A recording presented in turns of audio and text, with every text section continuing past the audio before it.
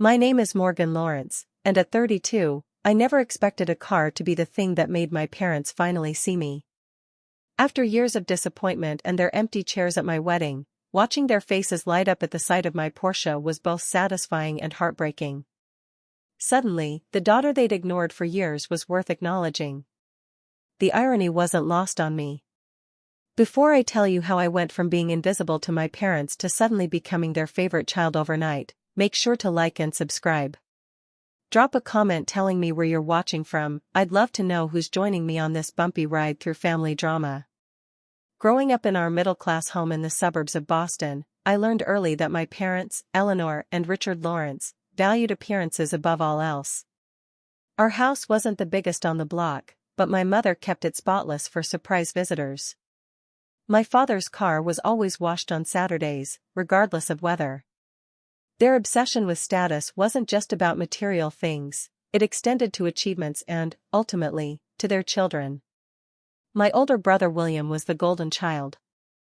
For years my senior, he excelled at everything, straight A's, captain of the debate team, and later, acceptance to Harvard. I still remember my parents' faces at his high school graduation, beaming with pride as they told everyone within earshot about his scholarship. Then there was me.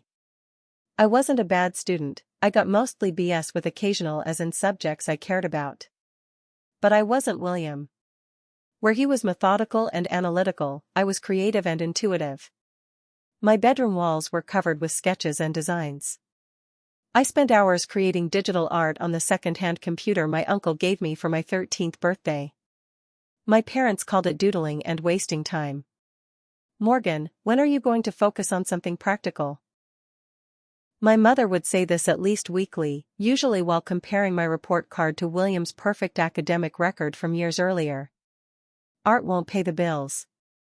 Look at your brother, he's pre-med now. That's a real future. My father was more distant but no less disappointing. The Lawrence family has doctors, lawyers, and engineers, he reminded me during my sophomore year when I mentioned interest in graphic design.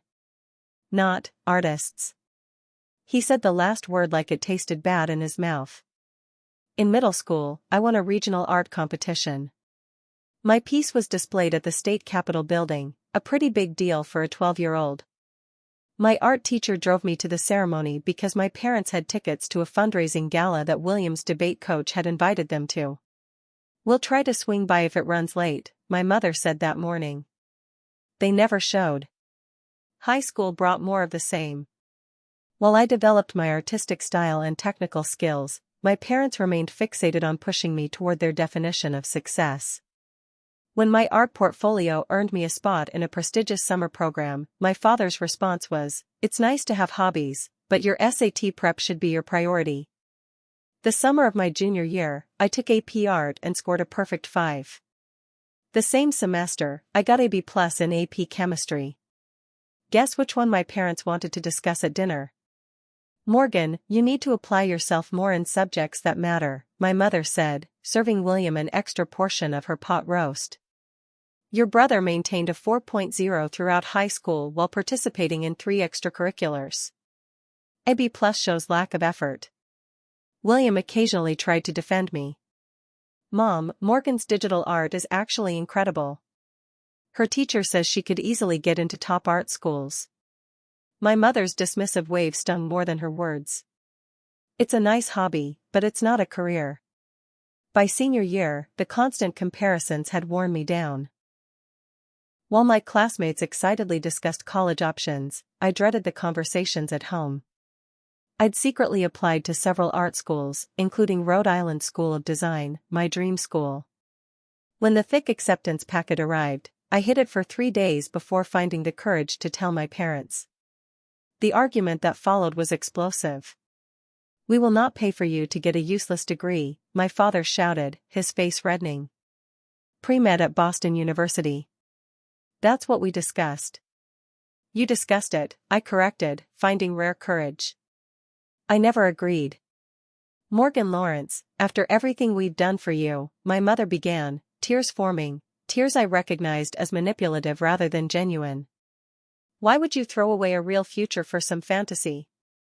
It's not a fantasy. RISD graduates have amazing career opportunities in design, advertising, technology. Serving coffee is what you mean, my father interrupted. While paying off massive student loans. That night, I cried myself to sleep, clutching my acceptance letter. The next morning, William came to my room. 2 years into medical school, he was the pride of our parents, but he sat on the edge of my bed and spoke words I desperately needed to hear. Go to RISD, Morgan. I'll help however I can. You have real talent, and you'll regret it forever if you don't pursue it. Those words changed everything. With William's encouragement, I stood my ground. After weeks of arguments, my parents begrudgingly agreed to pay for RISD, but with constant reminders of their disapproval and frequent comparisons to what my tuition could have purchased instead. My arrival at Rhode Island School of Design was like stepping into a different world, one where creativity was celebrated, not tolerated. For the first time, I was surrounded by people who understood the language of design and color theory, who stayed up all night perfecting a project not because a grade depended on it, but because their artistic vision demanded it.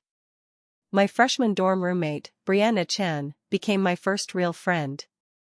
A digital media major from San Francisco, she had purple hair, an infectious laugh, and parents who proudly displayed her artwork in their living room, a concept so foreign to me that I initially thought she was joking. Wait, your dad has your digital prints framed in his office? I asked one night as we worked on projects. Yeah, he tells all his clients his daughter made them, Brianna said casually. Your parents don't have your work up? I changed the subject. My parents' financial support came with strings attached, weekly phone calls where they questioned every aspect of my education. What exactly is conceptual foundation? My mother asked during our first call. That sounds made up. How will that get you a job? It's a fundamental design course, Mom. It's actually highly regarded in the industry. What industry? Doodling isn't an industry, Morgan. These conversations left me drained, but I was determined to prove them wrong. I threw myself into my coursework, often working until sunrise to perfect assignments. My dedication paid off, my professors took notice. By the end of my freshman year, I'd earned a spot in an advanced digital design course usually reserved for juniors. My parents' response to this achievement: William just aced his medical board examinations. During sophomore year, I met Jackson Moore in my interface design class. A computer science major with a minor in design from the nearby Brown University, he introduced me to the technical side of digital creation. We became close friends, spending countless hours in the computer lab merging his coding skills with my design sensibilities. You know, Jackson said one night as we put finishing touches on a collaborative project, there's huge demand for designers who understand both the aesthetic and technical sides. Silicon Valley is desperate for people like you. His words planted a seed. I began learning basic coding alongside my design courses, discovering a natural aptitude for the logical puzzles of programming that complemented my creative instincts. When I shared this new interest with my parents, hoping they'd approve of the technical element, my father responded, "Computers are a good backup plan if this art thing doesn't work out." Summer after sophomore year brought another milestone, an internship at Vertex, a rising tech company in Boston. I beat out dozens of applicants, many from MIT and Harvard's design programs. The position was unpaid, but the experience was invaluable. My supervisor, Catherine Henderson, became the mentor I'd always craved. A creative director with 20 years in the industry, she took me under her wing, giving honest feedback and pushing me to refine my skills. You have a unique eye, Morgan, she told me during my performance review. Your work combines aesthetic beauty with intuitive functionality, that's rare. Most designers excel at one or the other. I treasured her words, carrying them like a talisman through difficult phone calls with my parents. That summer, William graduated from medical school. My parents threw an elaborate party, inviting everyone they knew. I stood in the corner, nursing a glass of champagne while relatives I barely knew asked when I would follow in my brother's footsteps or get a real degree. When I returned for junior year, something had shifted in me. The constant comparisons no longer cut as deeply.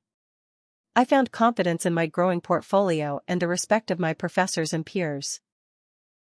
For a class project, I designed a user interface for a fictional banking app that earned not only top marks but an invitation to present at a regional design conference.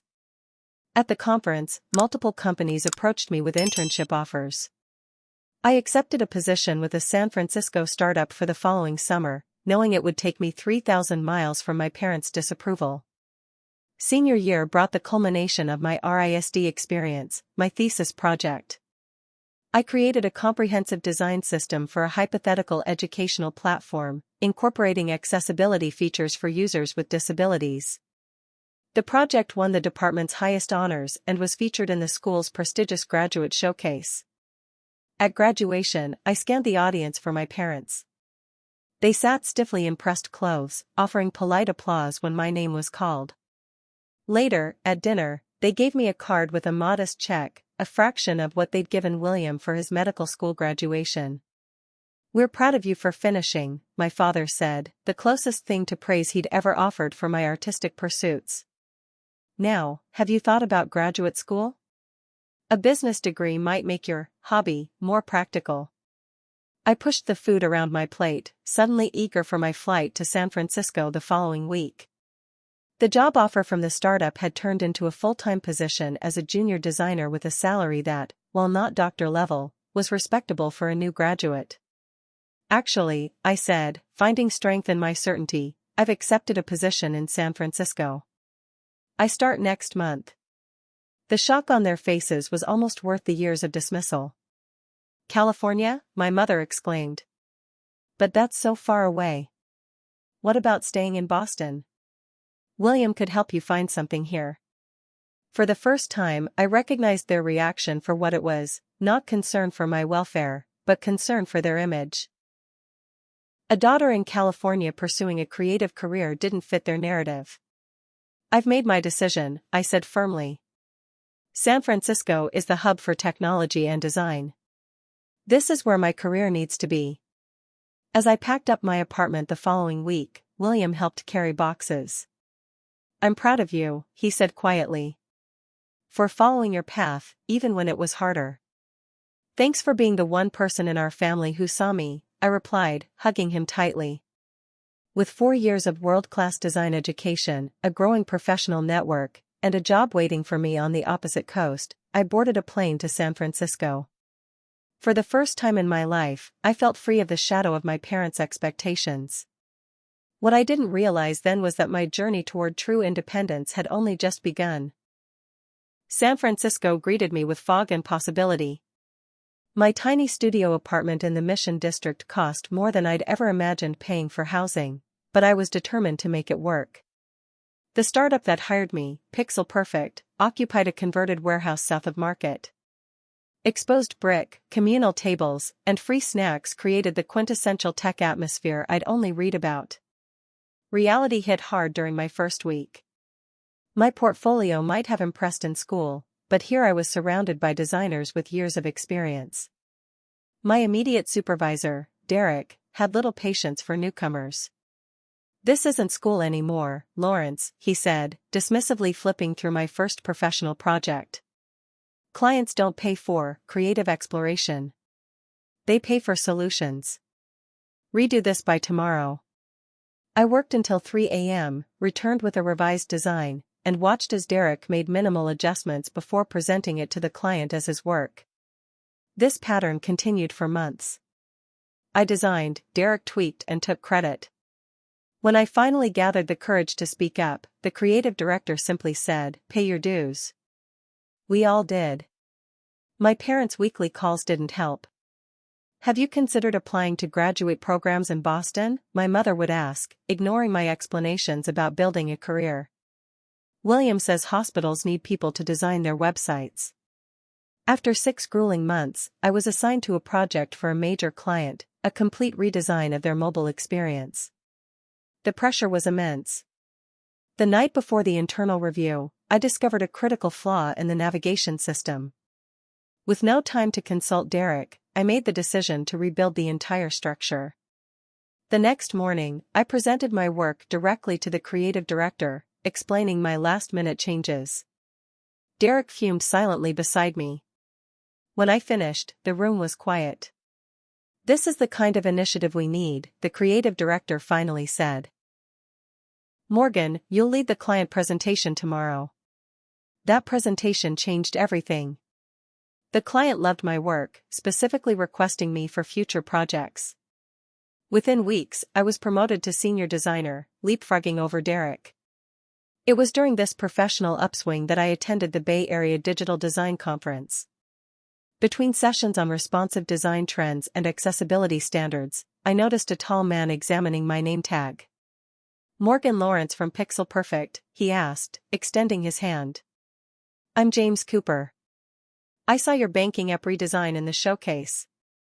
Your approach to the transaction flow was brilliant." James had thick-framed glasses, a quiet confidence, and a genuine interest in my work that was refreshingly different from the competitive posturing I'd grown accustomed to. As head of design at Rivertech, a mid-sized software company, he offered perspectives from outside the startup bubble. Our conversation continued through lunch and into the afternoon sessions. We exchanged numbers, ostensibly for professional networking. 3 days later, James called with a question about user testing methodologies. Our hour-long discussion drifted from professional to personal. By the end, he'd asked me to dinner to continue the conversation. That dinner at a small Italian restaurant in North Beach marked the beginning of something I hadn't expected to find in San Francisco, a relationship built on mutual respect and shared passion. James didn't just tolerate my creative ambitions, he celebrated them, challenging my ideas and offering perspectives that pushed my work to new levels. The difference between good designers and great ones, he told me over tiramisu, isn't natural talent or technical skill. It's the ability to see problems from the user's perspective. You have that gift, Morgan. As our relationship deepened, James became my biggest advocate and honest critic. He encouraged me when clients rejected concepts and celebrated my victories as if they were his own. For someone raised on conditional approval, his unwavering support was both foreign and addictive. On a professional level, I continued to rise at Pixel Perfect, eventually managing a team of junior designers. But after 2 years, I felt restless. The company's focus on rapid delivery over quality began to clash with my design philosophy. During a weekend hike on Angel Island, I confessed my frustrations to James. "I have ideas that don't fit Pixel Perfect's business model. I want to create work that matters, designs that solve real problems, not just chase trends." James stopped walking and turned to face me. "Then do it. Start your own thing. I've been thinking about going independent too." "You're serious?" I asked, the San Francisco skyline shimmering behind him. "Completely. We could start small, freelance projects while keeping our day jobs. See if it's viable." That conversation sparked Cooper and Lawrence Design, our side business creating custom digital assets for small businesses. We worked evenings and weekends, building a portfolio of projects that reflected our shared values, clean aesthetics, intuitive functionality, and genuine user empathy. 6 months in, we landed our first major client, a local nonprofit needing a complete digital overhaul. The project fee allowed me to finally quit Pixel Perfect and commit fully to our venture. James followed 3 months later when we secured 2 more substantial contracts. Throughout this professional evolution, my relationship with my parents grew increasingly strained. Our weekly calls dwindled to monthly, then sporadic. Each conversation followed a predictable pattern: cursory interest in my work, extended updates on William's medical career, and thinly veiled suggestions about more stable employment options. "A design business in this economy?" my father questioned during one call. "William just bought a house on his hospital salary. Real estate is the safest investment, Morgan." I stopped mentioning professional accomplishments. When Cooper and Lawrence won a regional design award, I didn't bother sharing the news. Their response to my promotion at Pixel Perfect: "That's nice, dear. Did we tell you William is being considered for chief resident?" had taught me to protect my achievements from their dismissal. James met my parents once, during their brief visit to San Francisco. They spent the 2-day trip asking pointed questions about his family background, education, and financial prospects. When he mentioned his parents were teachers who encouraged his creative pursuits, I watched my mother's smile tighten. "How supportive," she said, in the tone reserved for things she found utterly incomprehensible. Later, alone in my apartment, my mother cornered me in the kitchen. "He seems nice, Morgan, but is this really the kind of ambition you want to hitch yourself to? Two artists struggling to make ends meet?" "We're not struggling," I corrected, anger rising.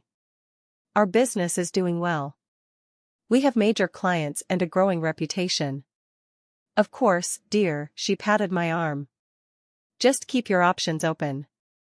After they left, James held me while I cried, not from sadness but from frustration at still seeking approval I would never receive.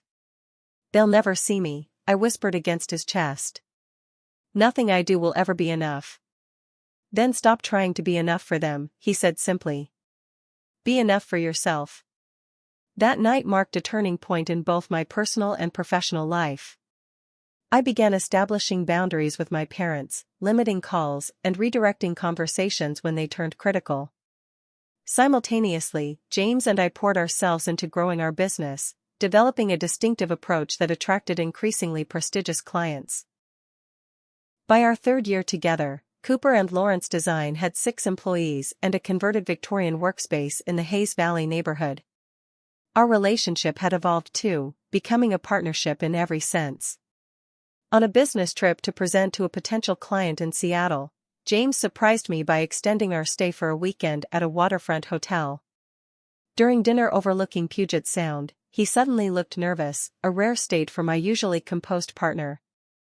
"Morgan," he began, reaching for my hand across the table, "these past 3 years have been the best of my life. Building a business with you has been incredible, but building a life with you has been even better." As he dropped to one knee beside our table, my hand flew to my mouth. The small velvet box held a vintage emerald ring, not a traditional diamond, but a unique piece that perfectly reflected my aesthetic. "I don't want to just be business partners," he continued, his voice steady despite the trembling in his hands. "I want to be life partners. Will you marry me?" Through tears, I said yes, feeling a happiness untainted by the doubt that had shadowed so many of my achievements. That night, lying beside James in our hotel room, I contemplated calling my parents with the news. Something stopped me, the unwillingness to have this perfect moment diminished by their lukewarm response.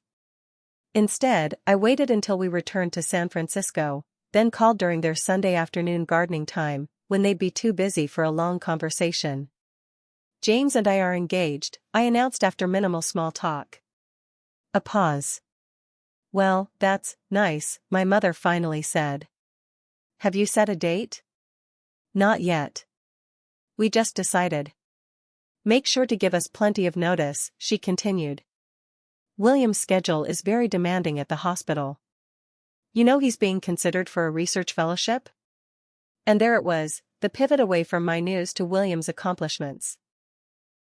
The conversation lasted another 5 minutes, mostly about my brother's latest medical triumph. Neither parent asked to speak to James or requested details about the proposal. After hanging up, I sat motionless on our couch, phone in hand. James found me there, curled into myself.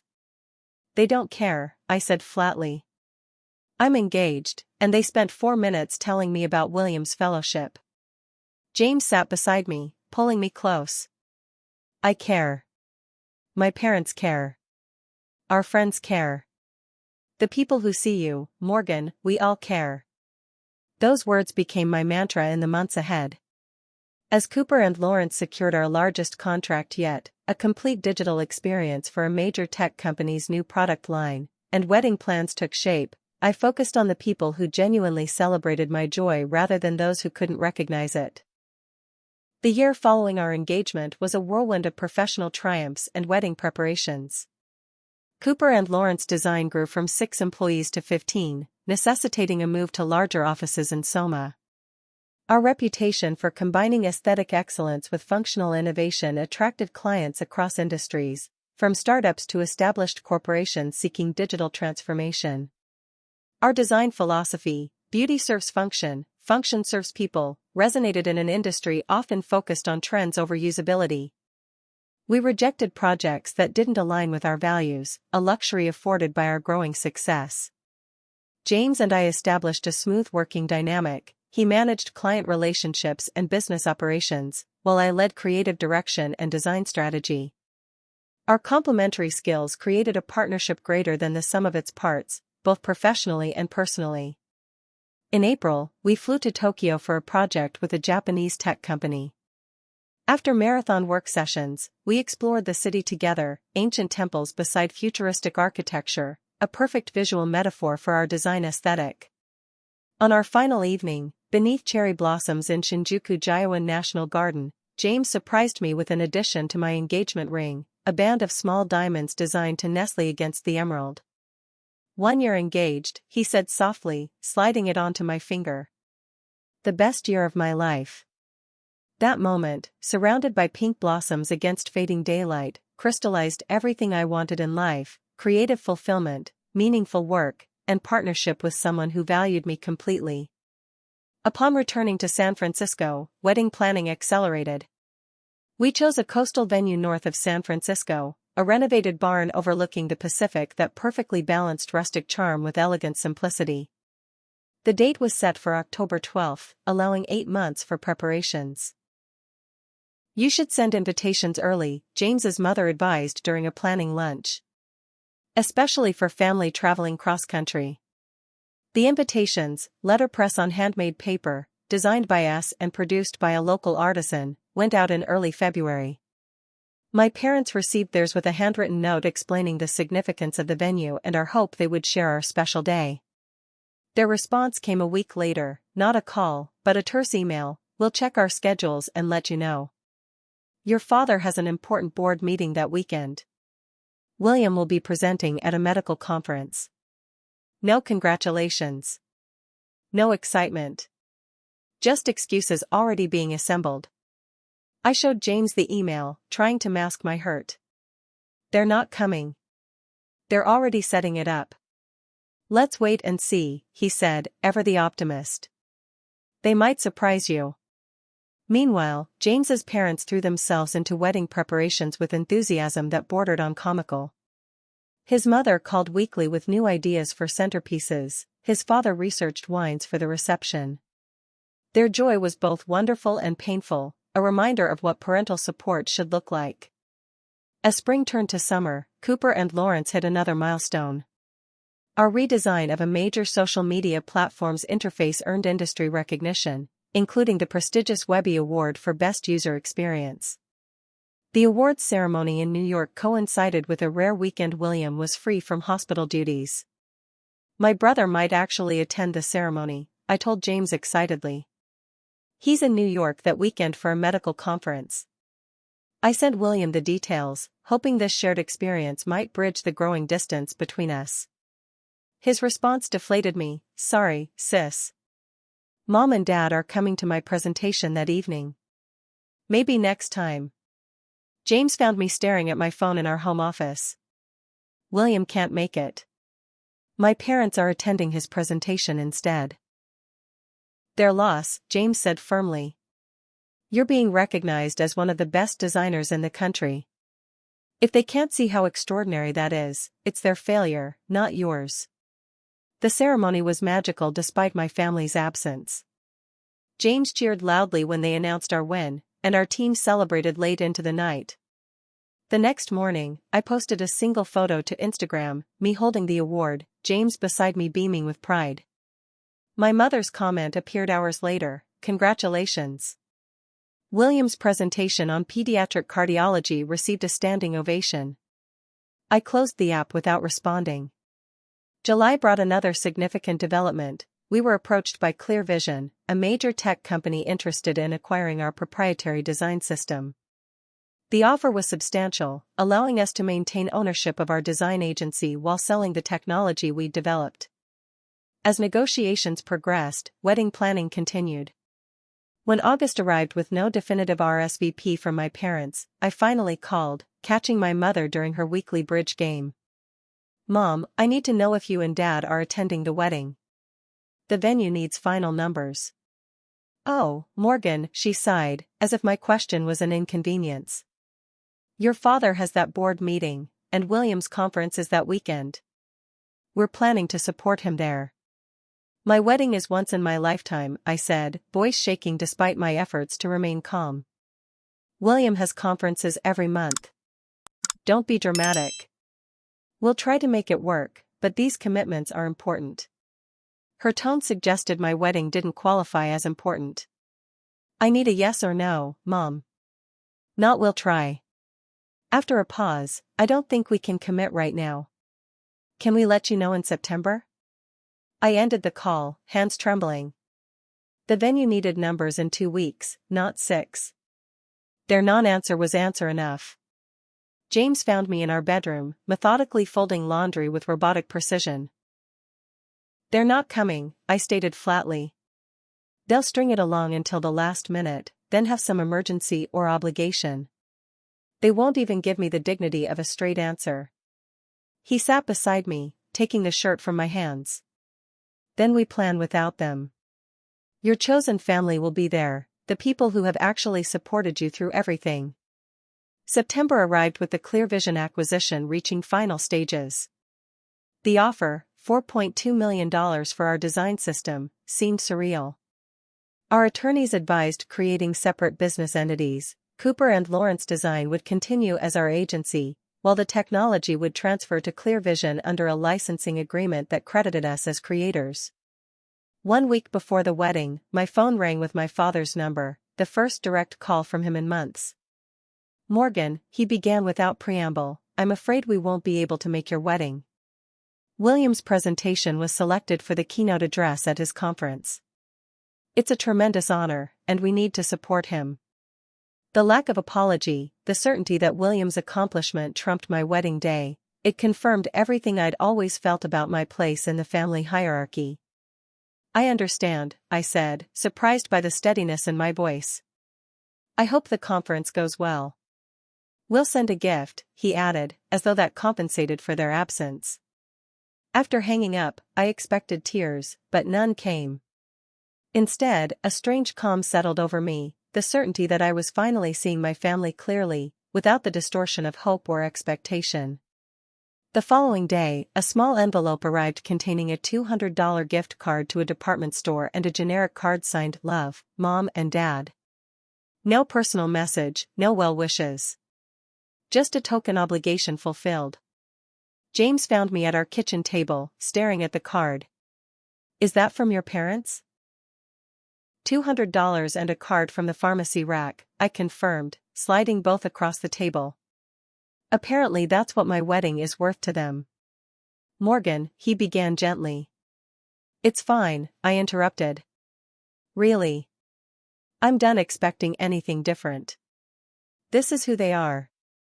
The Clear Vision contracts arrived the same afternoon, timing that felt symbolic. As I signed the documents transferring our technology for $4.2 million, I felt a shifting inside me. My parents could withhold their approval, but they couldn't stop my success or happiness. The acquisition money would be split between business investment, personal savings, and yes, a few indulgences we'd earned. That night, James and I sat on our balcony overlooking the city lights. What do you want to do with your portion? He asked, pouring more wine. I considered the question. Save most of it. Buy a house eventually. But first, I want something just for me, something I've always wanted but never felt I deserved. What's that? I smiled, feeling lighter than I had in weeks. A Porsche. A beautiful, impractical, ridiculous Porsche that would horrify my practical parents and delight absolutely no one but me. James laughed, clinking his glass against mine. I think that sounds perfect. A week later, we stood facing each other on a cliff overlooking the Pacific, surrounded by chosen family, friends who had become more significant than blood relations. James's parents beamed from the front row. The empty seats reserved for my family were filled by colleagues who had supported my journey from the beginning. As we exchanged vows, the absence of my parents stung less than I had feared. In their place was a community of people who saw me clearly and loved me anyway, imperfections, ambitions, and all. "I promise to be the family you deserve," James whispered as he slipped the ring onto my finger. "To celebrate your victories as my own and support you through every challenge." Those words healed something broken inside me, not completely, but enough to start the process. As we were pronounced married, the applause from our guests drowned out the echo of my parents' absence. Later, during the reception, my phone displayed a text from William: "Congratulations, sis. I'm sorry I couldn't be there. Mom and Dad don't understand what they missed." I slipped the phone back into my pocket without responding, choosing instead to join my husband on the dance floor, surrounded by people who had shown up not just for the celebration, but for all the difficult moments that had preceded it. The wedding my parents ignored became perfect not despite their absence, but because everyone present wanted to be there. As James and I departed for our honeymoon in Italy, I left behind not just my maiden name, but the desperate need for approval that had defined so much of my life. Our wedding was scheduled for a perfect October Saturday, clear skies, mild temperatures, and the kind of soft golden light photographers dream about. The venue, a restored barn overlooking the Pacific coastline near Mendocino, had been transformed with minimalist floral arrangements, string lights, and gauzy white fabric that billowed gently in the ocean breeze. The morning of my wedding day began with a flurry of activity: hair and makeup artists setting up in the bridal cottage, bridesmaids arriving with coffee and pastries, James's mother helping arrange my veil. Despite the happiness surrounding me, I couldn't shake the hollow feeling in my chest. The two empty chairs in the front row loomed large in my imagination. 3 days earlier, my mother had called with their final excuse. "Morgan, I'm so sorry, but we simply can't make it," she said, her voice carrying the practiced tone of regret she used for declining unwanted invitations. William's keynote address was rescheduled to Saturday afternoon, and you know how important this is for his career. Your father and I need to be there to support him. The familiar pain of being secondary washed over me. Mom, I'm getting married. This is the most important day of my life. Don't be dramatic, dear. Marriage is just one day, William's career is his entire future. I'm sure you understand. I didn't understand. I would never understand choosing a conference over a daughter's wedding. But arguing was pointless. Their priorities had been clear my entire life. Fine, I said flatly. I hope William's speech goes well. The morning of the wedding, Brianna found me sitting alone on the cottage porch, staring at my phone. As my maid of honor and best friend since college, she knew exactly what was bothering me. "They're not coming, are they?" she asked, sitting beside me. I shook my head. William's keynote speech was rescheduled. I made air quotes around the word. Convenient timing. "Their loss," Brianna said firmly, taking my hand. "Look at this gorgeous day. Look at the amazing man waiting to marry you. Look at all the people who traveled to be here because they love you." She was right. The cottage was filled with friends who had become family, people who showed up not out of obligation, but choice. My eyes filled with unexpected tears. "Hey, none of that," Brianna scolded gently, dabbing at my eyes with a tissue. "We've got makeup to preserve." Happy tears, I assured her. I just realized I'm surrounded by more love today than I've felt from my parents my entire life. Brianna hugged me tightly. "That's the spirit. Now let's get you married." The ceremony preparations continued. James's mother, Linda, helped button the delicate row of pearls running down my back while telling stories about James as a child. His father, Robert, stopped by with a small blue box, "Something borrowed," he explained, opening it to reveal his mother's sapphire earrings. "She would have loved you," he said, his voice thick with emotion. Creative, smart, and kind, everything we hoped James would find. As I put them on, I caught my reflection in the mirror, not just the dress and makeup, but the woman I had become. Successful. Loved. Strong enough to build a life on my own terms. When it was time, Robert returned to escort me down the aisle in my father's absence, an offer he'd made weeks earlier, sensing my parents might not attend. As we waited at the back of the assembled guests, he squeezed my hand. "I know we're not your parents," he said quietly, "but we couldn't be prouder to call you our daughter today." Walking toward James, who waited beneath an arch of white flowers, I felt a curious mixture of joy and grief, happiness for the life we were building together, sadness for the family relationships I had finally accepted would never be what I needed. James's face as he saw me approach is something I'll never forget, pure love, without conditions or comparisons. His vows, spoken with steady conviction, filled the spaces my parents' absence had left. "Morgan, I promise to be your biggest supporter and honest critic. To celebrate your victories as my own and comfort you through disappointments. To build a home where you are always seen, always heard, and always valued exactly as you are." My own vows, carefully written and rewritten, suddenly felt insufficient. In that moment, I added words I hadn't planned. "James, you've shown me what unconditional love looks like. You've taught me that I am enough, exactly as I am. I promise to bring that same acceptance and celebration to our marriage every day." As we exchanged rings under the October sky, the weight of my parents' absence seemed to lift slightly. The empty chairs still hurt, but they no longer defined the day. The reception unfolded in a blur of congratulations, dancing, and laughter. James's extended family embraced me without reservation. Colleagues and friends offered genuine good wishes. Brianna's toast celebrated our friendship and professional achievements alongside our romance. "To Morgan and James," she concluded, raising her glass. "Two creative geniuses who designed not just beautiful interfaces, but a beautiful life together." Late in the evening, as the celebration continued around us, James pulled me onto the cliffside deck overlooking the moonlit ocean. "How are you holding up?" he asked, arms encircling my waist. "Better than I expected," I admitted. "It still hurts that they couldn't be bothered to show up, but today has been filled with so much love that it's overshadowed their absence." "That's because you're surrounded by your real family," he said. "The one you chose and the one that chose you back." We swayed gently to the distant music, the stars overhead and ocean below. In that moment, I made a decision, to focus on the relationships that nourished me rather than those that diminished me. The night ended with sparklers and well wishes as we departed for our honeymoon in Italy, 2 weeks exploring Tuscany and the Amalfi Coast.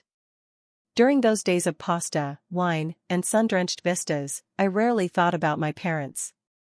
Instead, James and I talked about our future, personal and professional dreams, the kind of home we wanted to create, the values we would prioritize. On our last night in Positano, nestled in a cliffside restaurant overlooking the Mediterranean, I checked my phone for the first time in days. Among emails and congratulatory messages was a text from William. "I'm so sorry, sis. My keynote could have been rescheduled if they'd pushed. I should have been there." Later that night, James found me on our hotel balcony, looking at the moonlight reflecting on the water. "William apologized," I said, showing him the message. "He knows they could have come if they'd wanted to." "Are you going to respond?" I considered the question. "Not right now. I need some distance from all of it." When we returned to San Francisco, a small package waited in our mail, a generic wedding card with a $200 gift card to a department store chain. The card was signed Love, Mom and Dad in my mother's handwriting, without a personal message or acknowledgement of missing the ceremony. James watched as I examined the impersonal offering. "That's it? After missing your wedding? Did you expect more?" I asked, tossing the gift card on our kitchen counter. "This is actually perfectly the minimum effort possible, without any real thought or emotional investment." That gift card became symbolic. I never spent it, but kept it in my desk drawer as a reminder of exactly where I stood with my parents.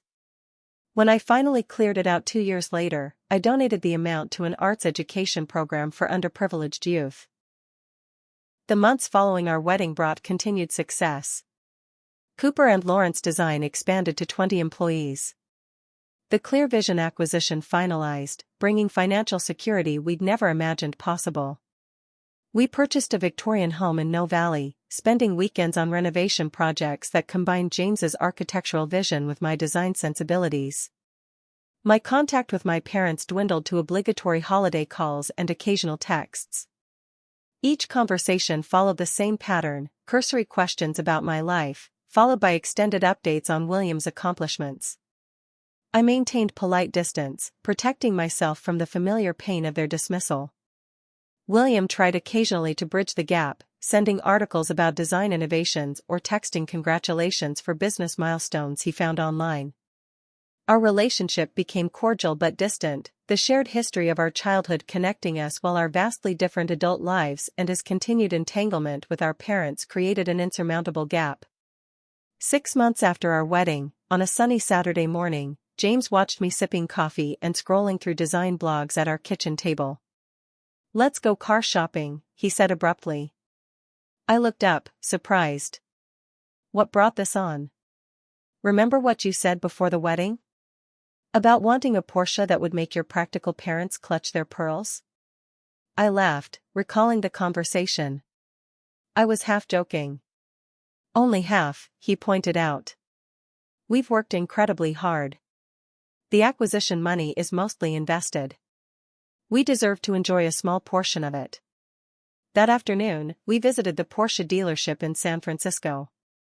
What began as a casual exploration became serious when I sat in a sleek 911 Carrera S, guards red with black leather interior. The salesperson, sensing genuine interest, offered a test drive. The moment I pulled onto the highway, something shifted inside me. The car responded to the slightest touch, hugging curves and accelerating with effortless power. For someone who had spent a lifetime being told to temper expectations and make practical choices, the sheer exhilaration of driving something chosen purely for joy was revolutionary. "I think you found your car," James said, noting my expression when we returned to the dealership. The price tag, $135,000, should have given me pause. Instead, I felt a strange certainty. This wasn't just a car, it was a declaration. A statement that I could choose impractical beauty, that I deserved experiences that existed solely to bring me joy. 2 hours later, paperwork complete, I drove my new Porsche home with James following in our practical hybrid. The rational part of me recognized the extravagance, but another part, the part that had been denied and dismissed for decades, reveled in the pure pleasure of it. I didn't post pictures of the car on social media or mention it to my family. The Porsche wasn't about external validation or proving something to others. It was a private victory, a tangible reminder that I determined my own worth now. As spring turned to summer, life settled into a pleasant rhythm. Cooper and Lawrence continued to thrive. James and I balanced demanding careers with weekend adventures in my Porsche, exploring coastal highways and wine country backroads. We discussed starting a family someday, but agreed to focus on our marriage and business first. Then, in June, an unexpected envelope arrived, a wedding invitation from my cousin Rebecca. Growing up, we'd been close, but family dynamics and geographic distance had created separation over the years. The wedding would be held in September in Connecticut, near my parents' home. "Are you going to go?" James asked as I examined the cream-colored invitation. I hadn't seen most of my extended family since moving to California. The thought of facing my parents after they'd skipped my wedding made my stomach clench. But declining meant allowing their behavior to limit my connections with family members who hadn't hurt me. "I think we should," I finally decided. Not for my parents, but for Rebecca. And maybe it's time I stopped avoiding situations just because they might be there. James squeezed my shoulder supportively. "Whatever you decide, I'm with you. And if we go, we're taking the Porsche." I laughed at his mischievous expression. "Absolutely not. We're flying to Connecticut. And then renting a Porsche," he countered. "If we're facing your parents for the first time since our wedding, we're doing it in style." Though I protested, the idea took root. By the time we confirmed our attendance, a plan had formed, not out of pettiness or revenge, but a quiet determination to present myself authentically, without diminishing my success to make others comfortable. What I didn't anticipate was how profoundly this decision would alter my relationship with my family, or the unexpected confrontation that would finally force decades of unspoken truth into the open. The year following our wedding transformed Cooper and Lawrence Design from a successful boutique agency to an industry powerhouse. Our team expanded to 35 employees occupying 2 floors of a converted warehouse in Soma. What had begun as a shared dream between James and me had become a thriving business with a waitlist of potential clients. Our design philosophy, prioritizing human experience over flashy trends, attracted companies seeking substance rather than style alone. We turned away projects that didn't align with our values, a luxury afforded by our growing reputation and financial stability. In March, we received an unexpected email from Theo Phillips, Chief Innovation Officer at Atlas Technologies, one of the largest tech companies in the world. He had used an app featuring our proprietary design system and wanted to discuss potential collaboration. The initial meeting, scheduled for 30 minutes, stretched to 3 hours as Theo explained Atlas's vision for a comprehensive redesign of their user experience across all platforms. "We've been following your work for years," he explained, examining the prototype mock-ups we'd prepared. "Your approach to intuitive navigation solves problems most designers don't even recognize exist."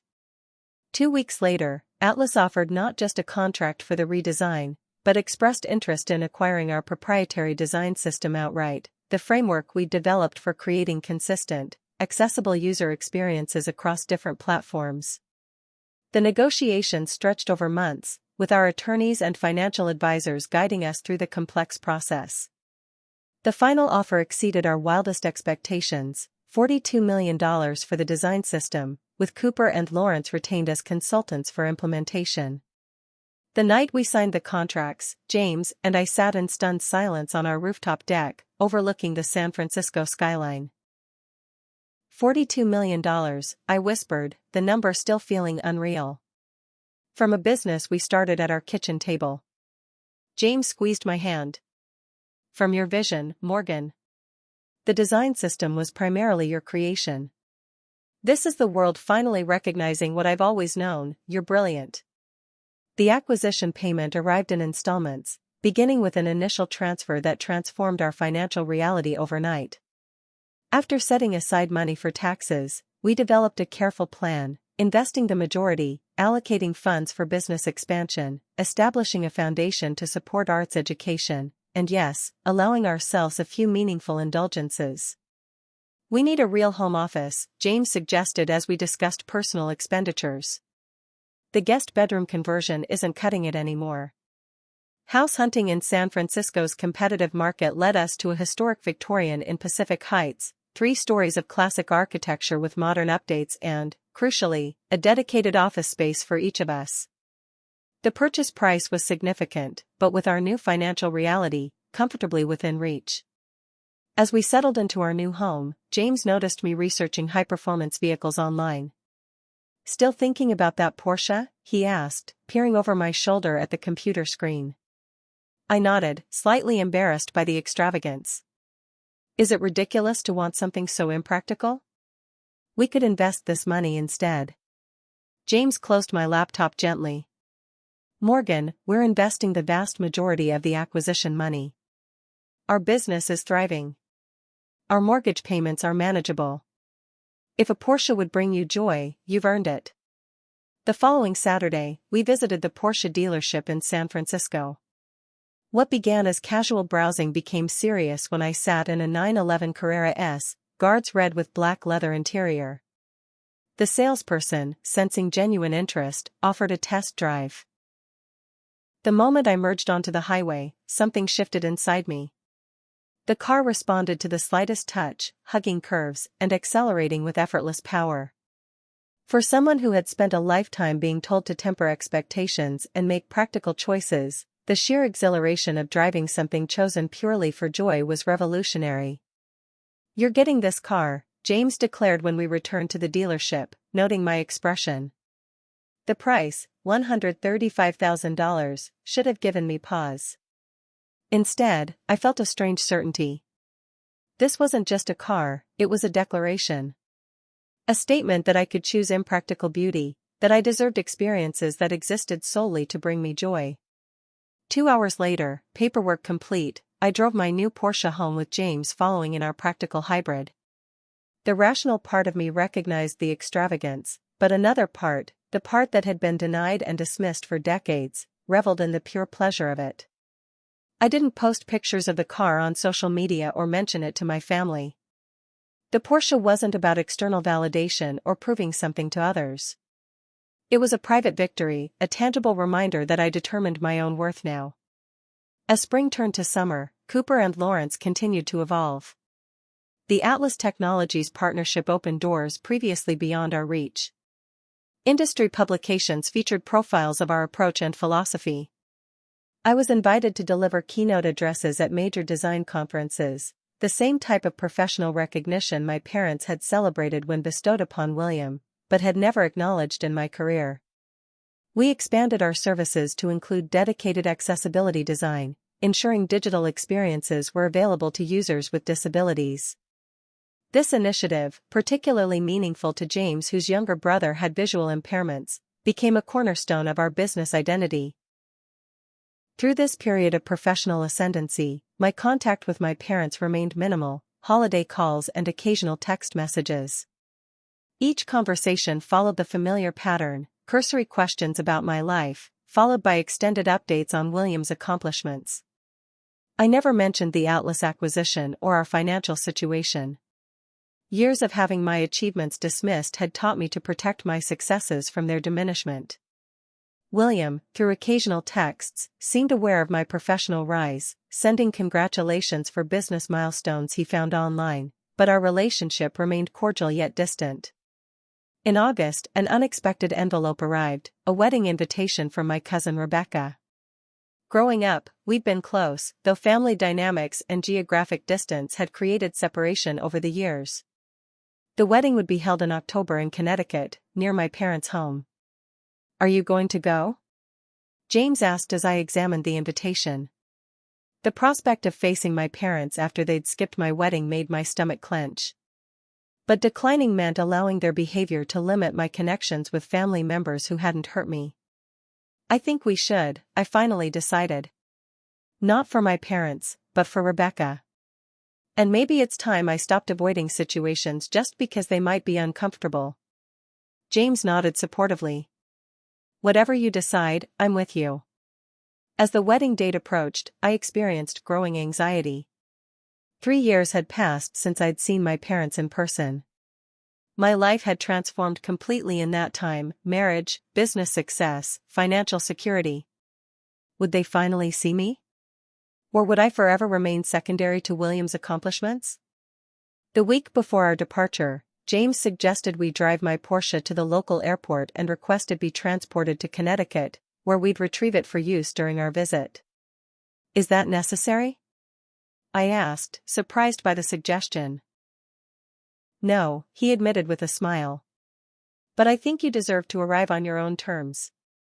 Not trying to prove anything to anyone, just being authentically you, successful, confident, and yes, driving a car you love." His perspective shifted something inside me. This wasn't about flaunting wealth or seeking approval. It was about refusing to diminish myself to make others comfortable, a pattern I'd followed my entire life. "Let's do it," I agreed. The arrangements were made.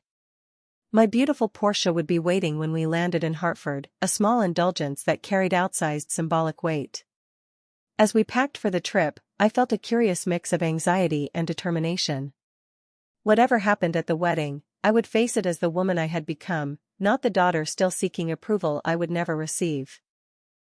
The year following our wedding transformed Cooper and Lawrence Design from a successful boutique agency to an industry powerhouse. Our team expanded to 35 employees occupying 2 floors of a converted warehouse in Soma. What had begun as a shared dream between James and me had become a thriving business with a waitlist of potential clients. Our design philosophy, prioritizing human experience over flashy trends, attracted companies seeking substance rather than style alone.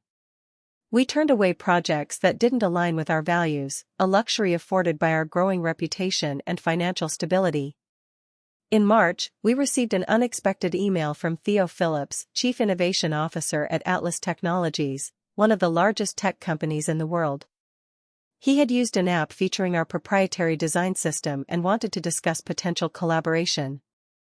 The initial meeting, scheduled for 30 minutes, stretched to 3 hours as Theo explained Atlas's vision for a comprehensive redesign of their user experience across all platforms. "We've been following your work for years," he explained, examining the prototype mock-ups we'd prepared. "Your approach to intuitive navigation solves problems most designers don't even recognize exist."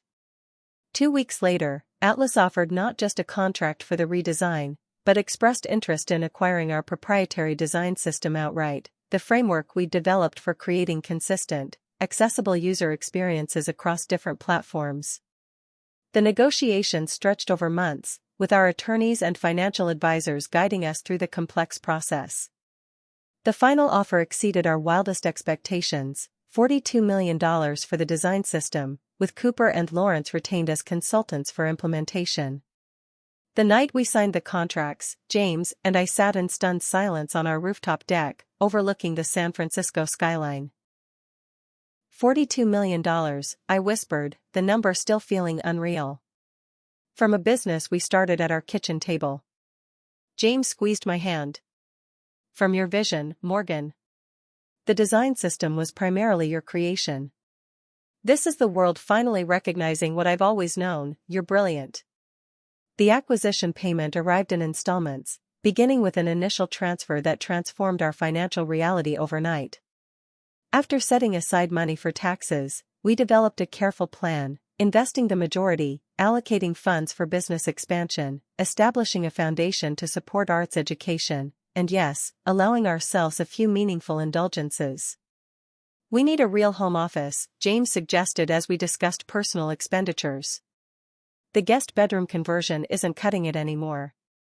House hunting in San Francisco's competitive market led us to a historic Victorian in Pacific Heights, 3 stories of classic architecture with modern updates and, crucially, a dedicated office space for each of us. The purchase price was significant, but with our new financial reality, comfortably within reach. As we settled into our new home, James noticed me researching high-performance vehicles online. "Still thinking about that Porsche?" he asked, peering over my shoulder at the computer screen. I nodded, slightly embarrassed by the extravagance. "Is it ridiculous to want something so impractical? We could invest this money instead." James closed my laptop gently.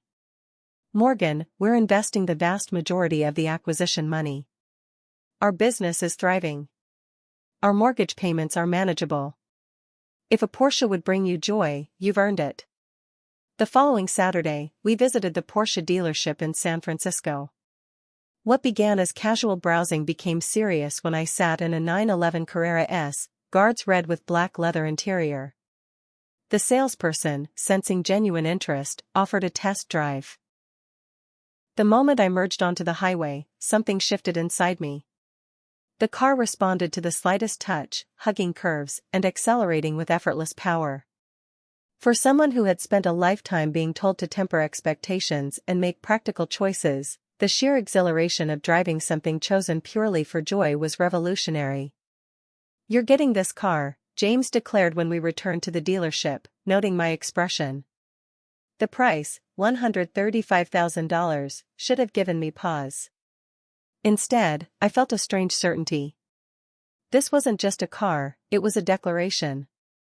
A statement that I could choose impractical beauty, that I deserved experiences that existed solely to bring me joy.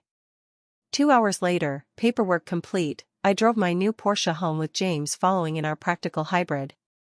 The rational part of me recognized the extravagance, but another part, the part that had been denied and dismissed for decades, reveled in the pure pleasure of it. I didn't post pictures of the car on social media or mention it to my family. The Porsche wasn't about external validation or proving something to others.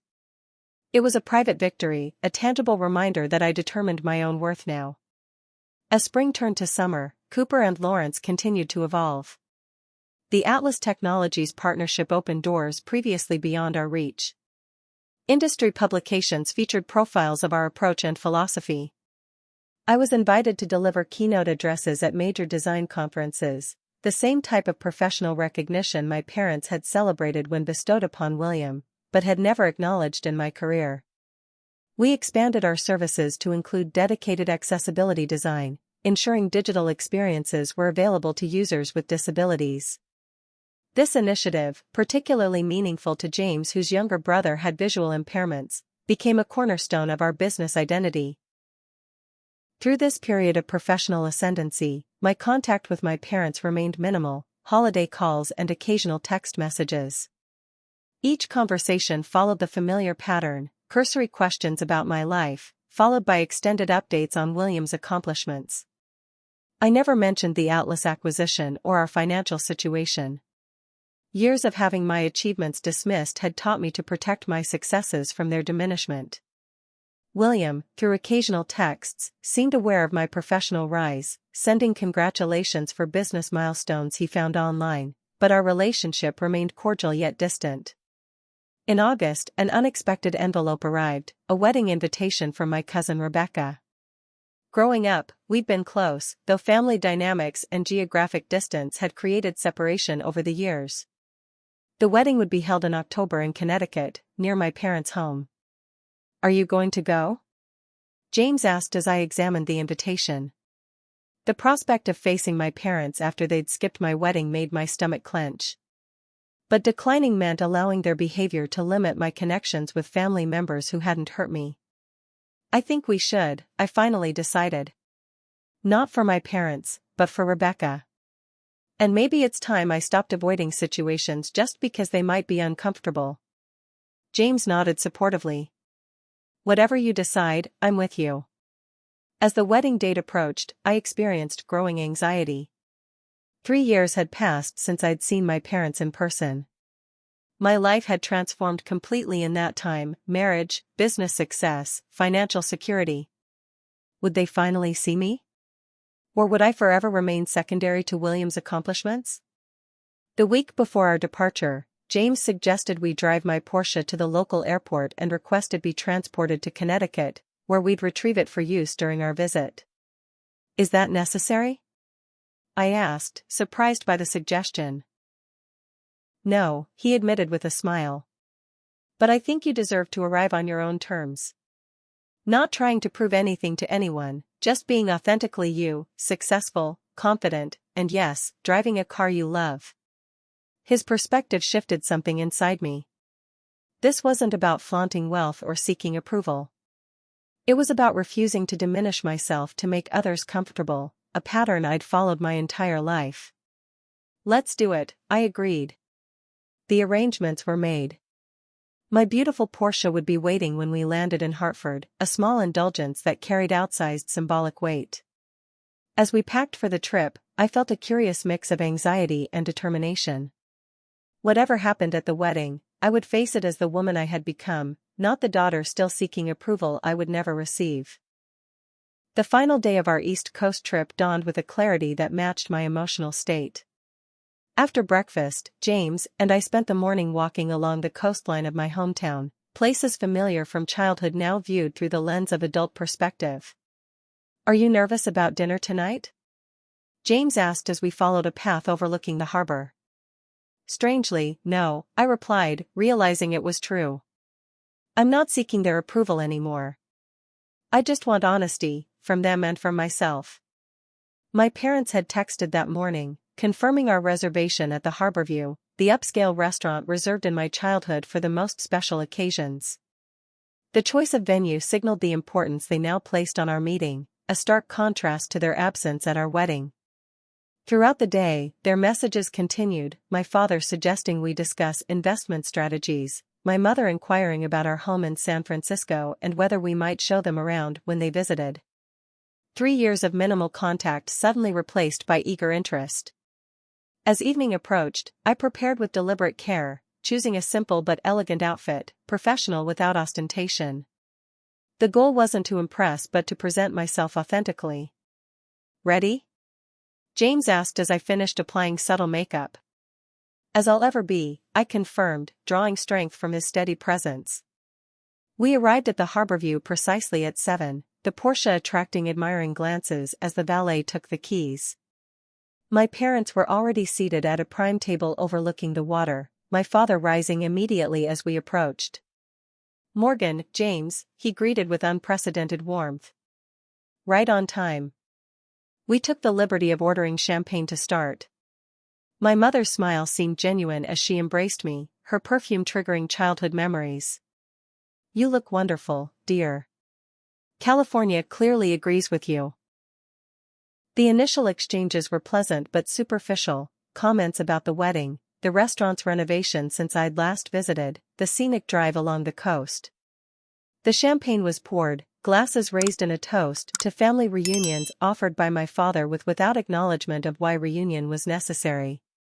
It wasn't until after our appetizers arrived that the conversation shifted to what clearly interested them most. So, my father began with practiced casualness. James mentioned yesterday that your design agency has become quite successful. Working with major technology companies, I understand?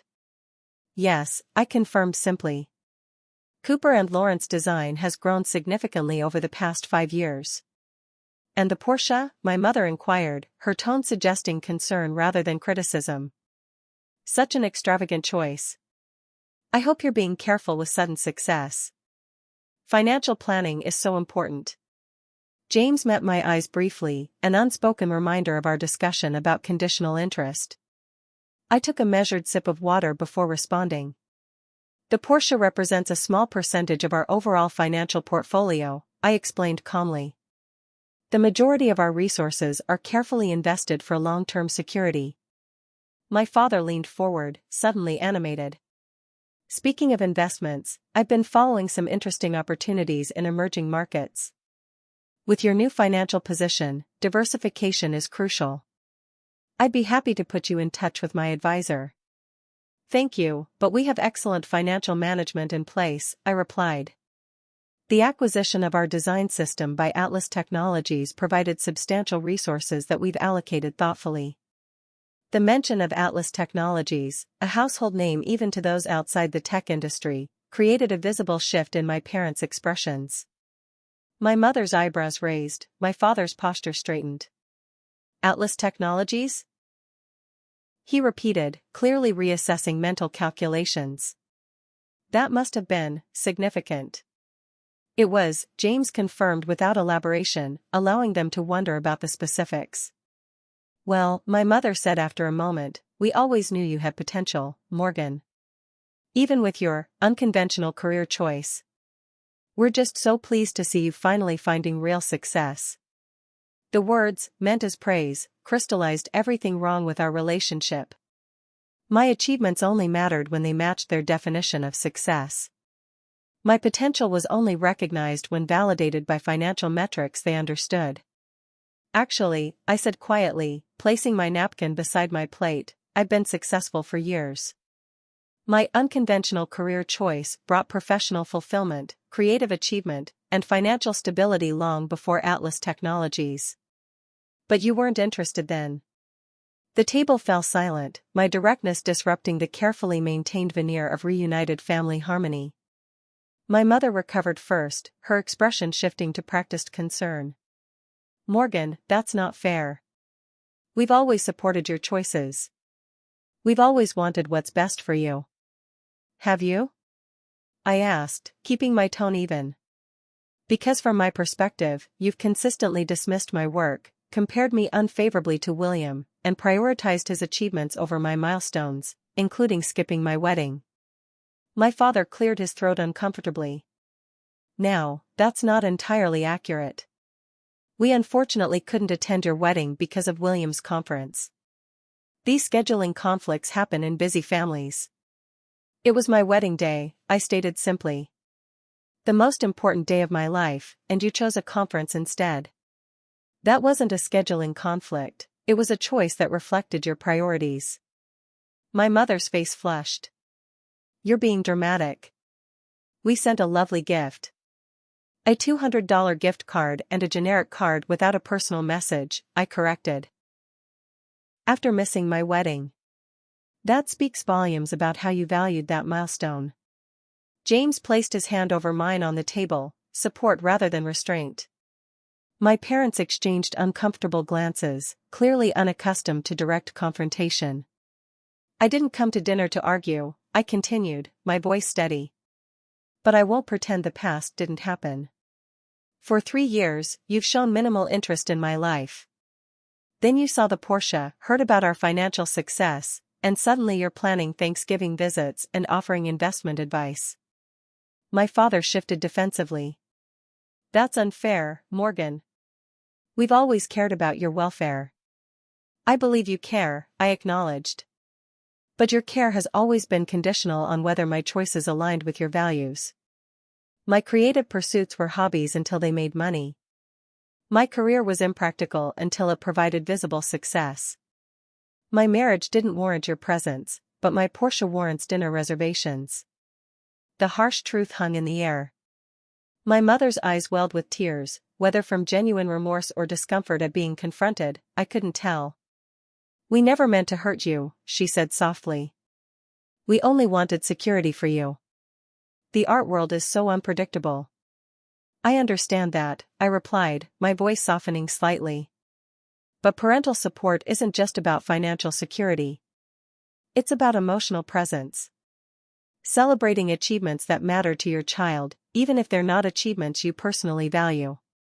James spoke for the first time since the confrontation began. Morgan worked 70-hour weeks building our business. She's been recognized with the highest honors in our industry. She's created digital experiences used by millions of people. All of this happened before Atlas Technologies, before the Porsche. But none of it seemed to register with you. My father looked genuinely confused. We didn't know about those achievements. You rarely shared details about your work. I stopped sharing because you never showed interest, I explained. When I told you about winning the Webby Award, one of the highest honors in digital design, you immediately changed the subject to William's research paper. Why would I continue sharing after that? A moment of uncomfortable silence followed as our entrees arrived, the server oblivious to the tension at the table. When he departed, my mother spoke hesitantly. Perhaps we haven't been as attentive as we should have been, she admitted, carefully selecting her words. But we're here now. We want to reconnect. Isn't that worth something?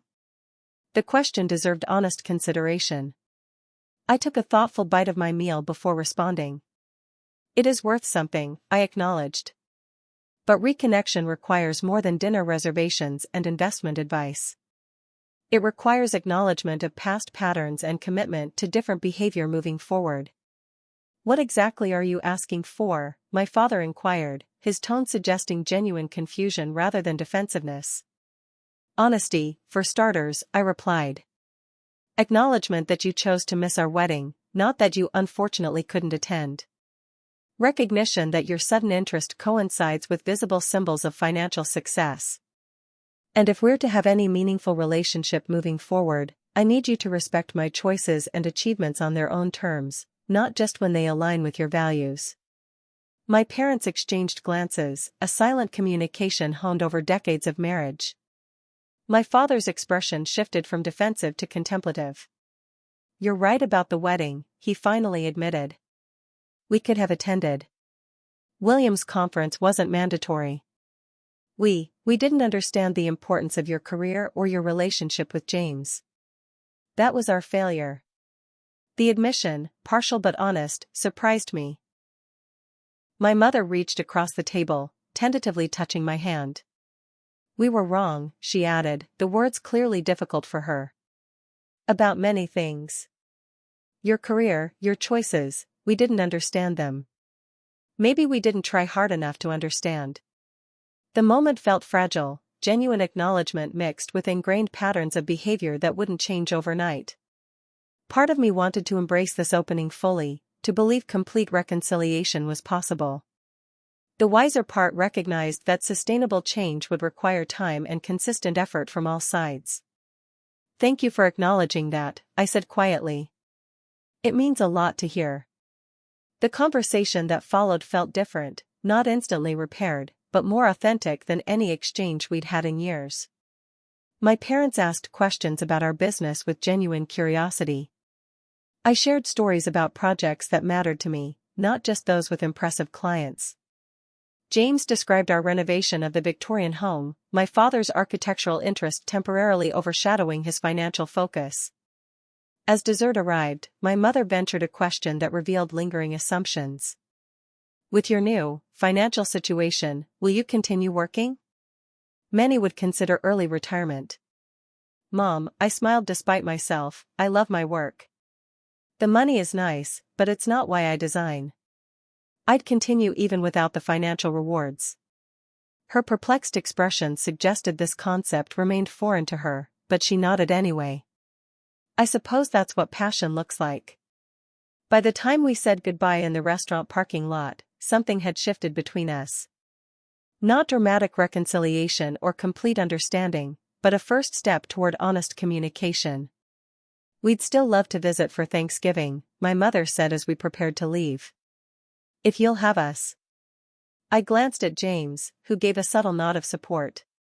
Let's start smaller, I suggested. A video call next Sunday. We can show you the house and talk more about a potential visit. My father nodded, accepting the boundary. That sounds reasonable. We have a lot of catching up to do. The drive back to our hotel was quiet, both James and I processing the evening. In our room, as we packed for tomorrow's departure, he finally asked the question I'd been contemplating myself.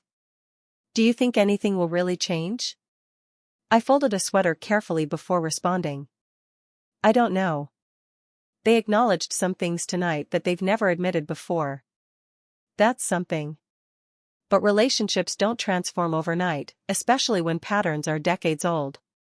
What do you need from them moving forward? He asked. Consistency, I replied after consideration.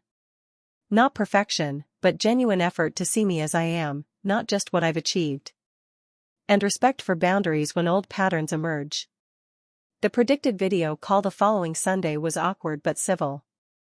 My parents seemed genuinely interested in our home tour, asking questions about architectural details and neighborhood amenities. The conversation still occasionally drifted toward financial topics or William's latest achievements, but less dominantly than before. Over subsequent months, we established a new pattern: monthly video calls, occasional text exchanges, and carefully negotiated boundaries. My mother still sometimes slipped into comparisons with William, my father still periodically offered unsolicited financial advice. But when gently reminded of our conversation at the Harborview, they typically course-corrected without defensiveness. When they finally visited San Francisco 6 months later, the experience was neither perfectly harmonious nor disastrously confrontational. They admired our home, expressed appropriate interest in my work, and maintained reasonable boundaries. The Porsche, once the catalyst for renewed contact, barely warranted mention, progress, however small. The most significant change came unexpectedly from William. During my parents' visit, he called to check in, and I stepped onto our deck for privacy. How's it going with Mom and Dad there? He asked, genuine concern in his voice. Better than expected, I admitted. Still awkward moments, but they're trying. A pause followed before he continued. Morgan, I need to apologize. I've been complicit in their behavior over the years. I never pushed back hard enough when they dismissed your work or compared us. I benefited from being the favorite, and I didn't do enough to challenge that dynamic. His candor surprised me. You occasionally tried, I reminded him. You encouraged me to go to RISD when they opposed it. Not enough, he insisted. I should have been more vocal when they decided to skip your wedding. That was inexcusable. The acknowledgement from the brother who had long stood at the center of our family's attention hierarchy felt unexpectedly healing. Thank you, I said simply. That means a lot. I've been following your career, you know, he continued. That interface your company designed for medical records systems? We use it at the hospital. It's brilliant, intuitive enough for older physicians but sophisticated enough for complex data. You've genuinely improved patient care through design. That matters. Coming from a doctor, from my brother specifically, this professional validation touched me deeply. Thank you for seeing that, I replied, my voice slightly unsteady. Our conversation continued longer than usual, establishing a tentative bridge between siblings who had been positioned as competitors by parental dynamics beyond our control. In the 2 years since that initial confrontation, our family relationship has evolved into something I never expected, not perfect understanding or unconditional acceptance, but a measured connection based on more honest communication and clearer boundaries. My parents still occasionally slip into old patterns, but they now recognize when it happens and make efforts to adjust. The healing process hasn't been linear or complete.